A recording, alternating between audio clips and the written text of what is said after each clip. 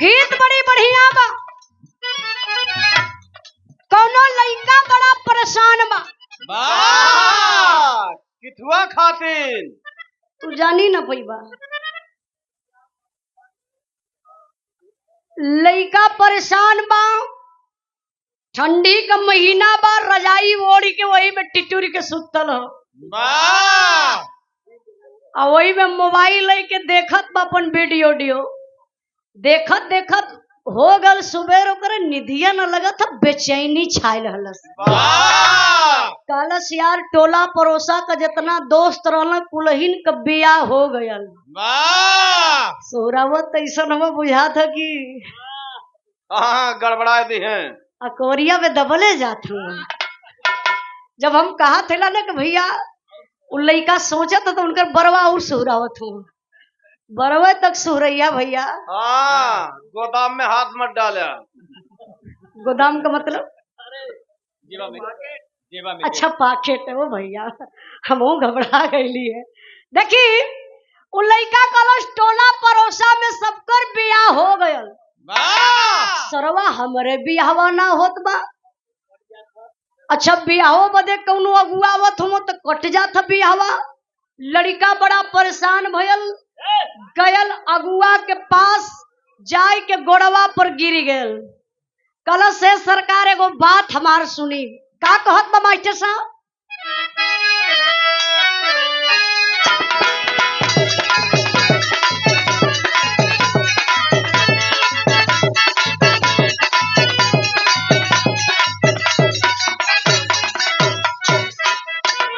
मुकेश वही से थामला आ नहीं भैया घबराई मत, इनके हमार भाई हुआ इनके देता नमो बता दी है।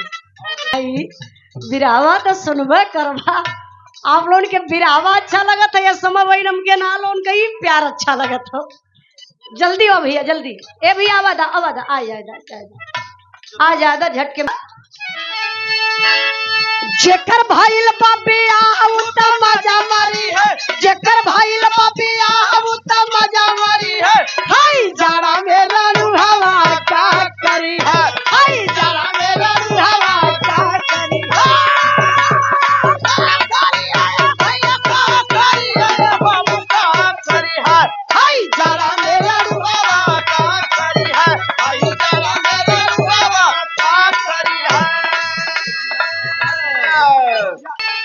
जेकर भाई लबिया उता मजा मारी है, जेकर भाई लबिया उता मजा मारी है।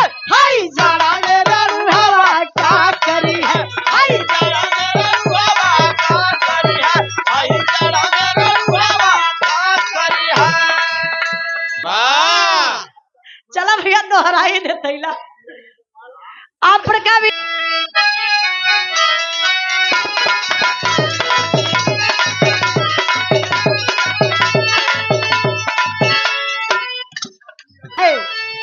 जेकर भाई लबिया उता मजा मारी है, जेकर भाई लबिया उता मजा मारी है। हाय जाड़ा मेरा रुहावा का करी है, हाय जाड़ा मेरा रुहावा का करी है, बाबू का करी है। हाय जाड़ा मेरा रुहावा का करी है, हाय जाड़ा मेरा रुहावा का करी है।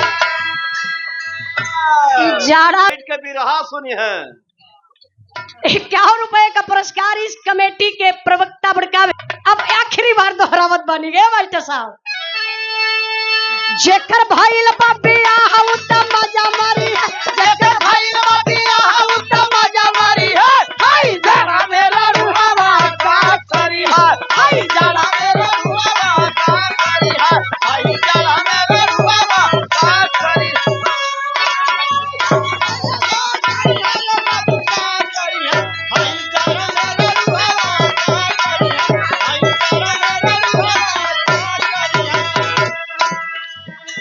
उहे लइका बतावत बा रड़ुहन का कैसे बीतत के रड़ुहा जानत हो। रड़ुहन से बढ़िया तो है बुढ़ऊ लोगन के कटत हियो। लइका कहत बा का बुढ़वा तेल माल वाली है पतोहियन के गरियाई।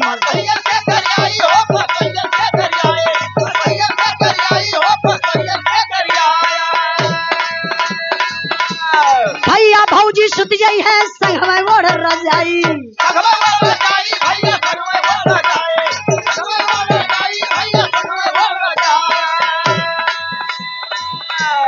में हारी आऊ माला जापी है जेकर नहीं हर में हारी आऊ माला जापी है।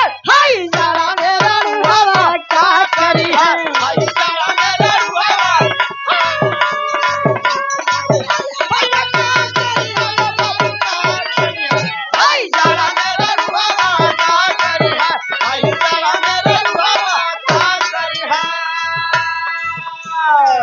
रामचल यादव बेरही चट्टी कौनो नई नवेली दुल्हन बा सरहो सिंगार सजौले बा। दादा लिपस्टिक तो ऐसा लगौले रहल देखे में लगई कि जैसे भैंसा चुत्तर पे बल्लम मारल हो। बुढ़ऊ दादा लोगन से माफी चाहत हई। ई दादा लोग लिपस्टिक का मतलब वो न जानत हुई है। खूब जानत हुआ भैया। कैसे ये लोग मिर्ची चलावत रहे काम। देखी दुल्हन सरहो सिंगार सजौले बा गजब का लिपस्टिक लगौले बा। तो पति ओकर रहल परदेश समझदार पढ़ल लिखल गांव का देवर रहल कलश भौजाई तो लगत बा पूरे टोला मोहल्ला के बिगाड़ दे। देखा समझावत बा देवर कितना समझदार बा। कहत बा का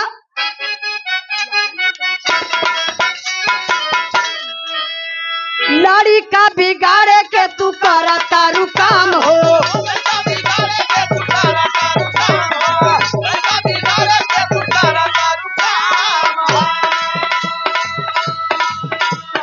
कहियो सवारा को हो जइबू बदनाम हो।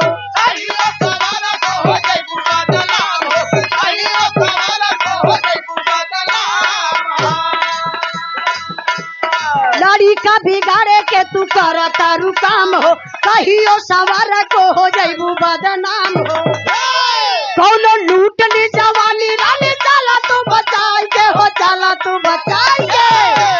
अरे बबुआ 900 गुंडा मर गई ना झूलनिया तर दबाई के। 900 गुंडा मर गई ना झूलनिया तर दबाई के।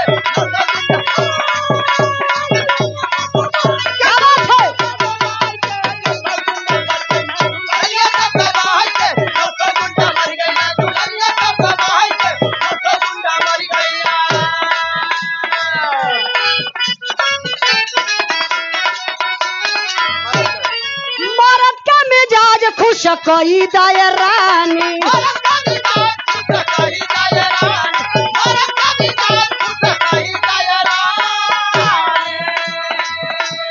कहता नहीं कुछ न होई परेशानी।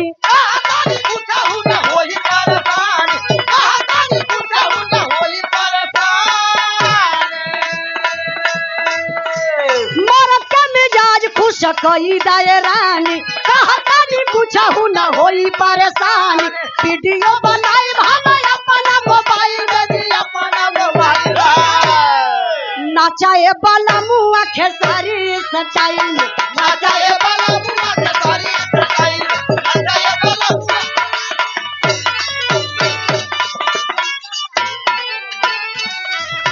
चंद्रिका साहनी चक बढ़िया के धरती से